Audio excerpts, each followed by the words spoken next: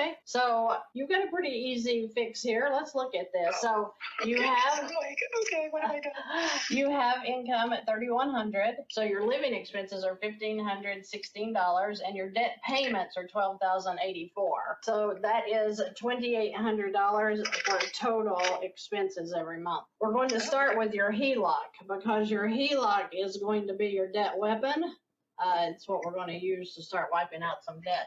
So are you currently using the HELOC, income in expenses out, like I teach in the videos? So I just got that, and I just started this past week of, just trying to put as many things on my credit card as I can. And I didn't put my whole paycheck in, but I wanted to have this because I get paid now on Friday. So I wanted to kind of understand what I was doing here. Okay. And then that's my goal, is to do just exactly what you show is, the whole paycheck will go in. Okay, so do you get paid weekly, bi-weekly, or monthly? Bi-weekly. Bi-weekly, okay, good. So it's going to be half of the $3,100. So starting then, when you get paid this week, you're going to start putting your income into this line, and it's going to be a total of $3,100 per month. People are always asking me, how do I divide that up? How do I figure out how to pay expenses along with putting the income in bi-weekly? That's where I'm stuck. I think that doesn't make sense. I'm never going to get to do it. So. What is the limit on this HELOC? $75,000. Okay, so you're good. So you don't have to worry about when the money goes in here or how it goes in. The fact is that you have plenty of money to pay your bills with this line of credit. This is a $75K amount. You're only using $12,400. So when you look at a line of credit, try to imagine that it is your checking account. All of your income is going to go in there. All of your expenses are going to come out. It doesn't matter when those expenses come out. Your income is going to go in and cover that back up, and then you're going to have the cash flow that's going to start working the balance down, okay? Okay, and I guess that's where I kind of got a little concerned. I was like, well, wait a minute.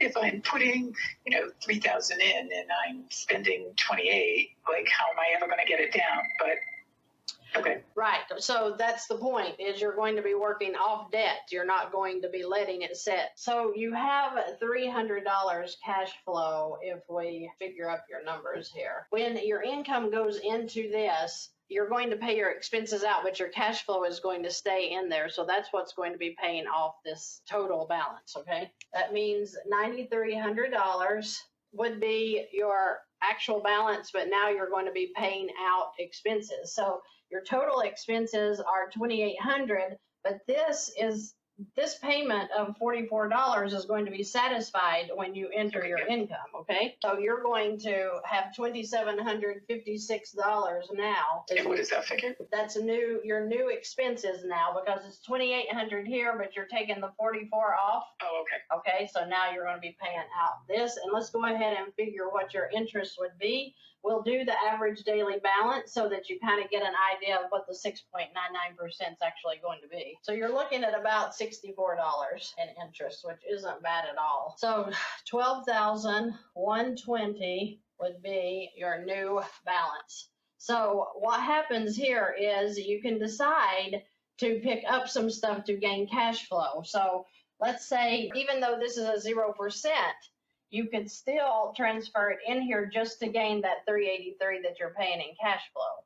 Okay? Okay. So let's look at that and see what happens. We'll pay off the $2,066, which is Wells Fargo. So now you're at $14,186. Your income now is going to go in again. So for month 2, we've got the income. So you're at $11,086. Now you're going to pay your expenses back out, but it's going to be less. So the $2,756 minus $383, because you're paying off this Wells Fargo. $23.73 now is your new expenses. So this is your $27.56 that you had previously for expenses. We're taking away the $383 payment that you just paid off with Wells Fargo, and now your total expenses are $23.73. So $23.73 new expenses. We'll add that in. Then we're going to add some interest. So about $65 in interest. $13,524 would be your new balance. So $13,524 bring in your income again for month number 3. So you're at 10,424. Okay, so you're going to keep working this down if you want to, or you can just turn around and grab some more debt to throw in here. The more debt you throw in, the higher interest rate you're going to get. So you kind of need to make sure that you're leaving enough in here that you're at least paying all $500 a month by the time that interest charge comes out with your expenses, okay? So you can keep working it down here or drawing in more debt. Let's see how long it's going to take for you to pay off this if you don't grab any more debt, okay? So what that means is if you do it this way and you bring in Wells Fargo, that's going to give you $662 in cash flow that's going to actually work this down. So in 17 and a half months, this would be paid off if you did nothing but just this, okay? Okay. Now, if you just take the 12,400 and work it down, let's see how long that's going to take. So if you just start with this, it's going to take you 40 months. 40, yeah.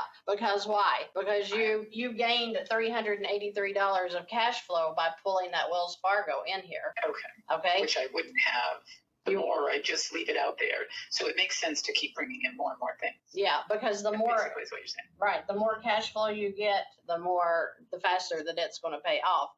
So what would happen though if you started with your 12,400 and you pulled in your 25,000 timeshare? Do you want to see what that looks like? Yes, absolutely. So we're starting with the HELOC, 12,400, and we're going to work on doing the timeshare this time, 25,574. Okay, so your cash flow is going to increase. The cash flow right now is 300. Your total expenses are 2,800, but we get to subtract 431 and 44. So it's 2325 for your new expenses. So that, we'll go ahead and add this up to see how much your total balance is going to be. So 37,974 is your balance. Then you're going to have to add in, let's go ahead and we're going to subtract out what your income is going to be. So this is income 1, so 34,874 is your new balance. We're going to have to add in your expenses, which is 2325. Let's add in some interest while we're at it. Because your balance now is 12,400, you're going to add in the timeshare loan, bringing you up to the 37,974. Your income goes in, bringing you back down to 34,874. So we're averaging this out. Your approximate interest is going to be $204. See the increase now because it went from $64 to $204. So 37,403 is going to be the balance after your expenses and interest pay out. Your 3,100 and income will go in again. This is month 2. Bringing you to 34,303. So the expenses and some interest again. So 218 interest. The reason being is I took it higher. Let me bring that down a little. So approximately $200. So it'll come down a little. How long do you have left on the timeshare? I just got it, so it's like 15 years or something. Okay, 15 years and it's 15%. Yeah, 15.99. Wow. So 36,828 be your balance here. 36,828. Going to bring in your income for month 3, 33,728. So let's figure out what it's going to be when you finally get this paid off. Let's figure out how many months it's going to be till total payoff, just doing it this way, okay? Okay, yeah, that would be great. Thank you. Okay, so the interest would be about 197. So 36,250 would be running balance on this month. And your income for month 4 goes in again, bringing you to 33,150, meaning that you'll have $675 basically going into this fund to pay it down every month. So by month 4, you're going to have the balance of 33,150, and it would take you about 44 and a half months to pay this off in full. So you're talking about 4 years compared to, what'd you say, 15 years? Yeah. Yeah, that's the difference. Okay. Yeah, that's huge. Yeah, that's the difference. So the timeshare was going to take 15 years. Now you're looking at a total of 4 years to get rid of the HELOC balance and the timeshare. Yeah, that's true too. Yeah, So bring it all down. Right, but you're also going to be paying off Wells Fargo, you said in June, so that 383 is now cash flow here in just a few months, and you're going to work it down faster. So let's see, by just adding the 383 into this, let's see what happens by June. Because this is March, April, you're talking 3 months. So when you pay off the Wells Fargo credit card in June, that's going to gain you the 383, which means that this now is going to be paid off in 33 and a half months. And that's not even including the summer income I get. No, that's not included. Okay. So the 33 and a half months is, since in June you're going to be paying off the Wells Fargo and gaining that 383 in cash flow. Okay. And that's a much better. Yeah. Better than 15 years. Less than 3 years. See, that's what's so amazing, and I can't scream this loud enough. You were put into a 15-year loan, and all you had to do was transfer it into a line to get it down to 3 years. That's just crazy. I mean, I don't care how you look at it. People cannot say that transferring from a loan into a line isn't an absolute miraculous event when you're dealing between a loan and a line. They're two different animals. One eats up your money and your wealth and your future. The other helps you pay off the debt and be done with it.